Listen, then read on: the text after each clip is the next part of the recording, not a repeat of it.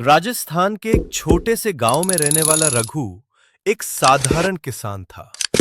जिंदगी हर दिन खेतों और संघर्ष में बीतती थी।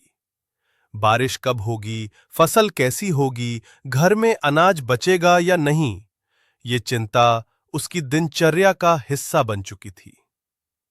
उसके पास जमीन भी कम थी और संसाधन भी सीमित। हर बार जब हालात बिगड़ते, रघु भगवान को कोसता। वो कहता, मैं कितना मेहनत करता हूं, लेकिन मेरी जिंदगी कभी नहीं बदलती। एक दिन गांव में एक एनजीओ आया। उन्होंने गांव के किसानों के लिए खेती के आधुनिक तरीकों पर एक वर्कशॉप रखी। रघु को लगा कि ये सब फालतू बातें हैं, लेकिन उसका दोस्त मोहन जिद करके उसे वर्कशॉप में ले गया। वर्कशॉप में एक वाक्य ने रघु को झकझोर दिया।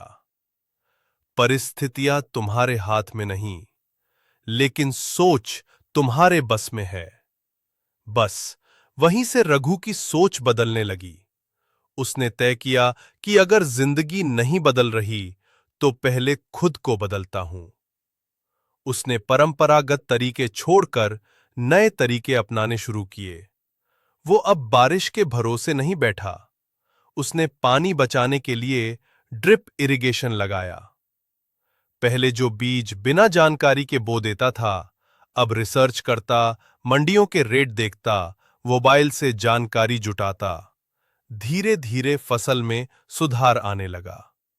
घर में पहले जैसी तंगी नहीं रही। एक बार फसल में कीट लग गए तो पहले की तरह हार मानने की बजाय उसने खुद से जैविक कीटनाशकों के बारे में सीखा और अगली फसल को बचा लिया। हर मुश्किल को वो अब एक सीख की तरह लेने लगा। 2 साल में रघु की जमीन एक आदर्श खेत में बदल चुकी थी। जो लोग पहले उसे पागल कहते थे, अब उससे सलाह लेते थे। गांव में ही नहीं, जिले में भी उसका नाम होने लगा। एक दिन सरकार ने उसे सम्मानित किया और शहर में बुलाकर एक सेमिनार में बुलाया गया। वहां एक कृषि कंपनी ने उसे अपने स्टार्टअप का ब्रांड एम्बेसडर बना दिया।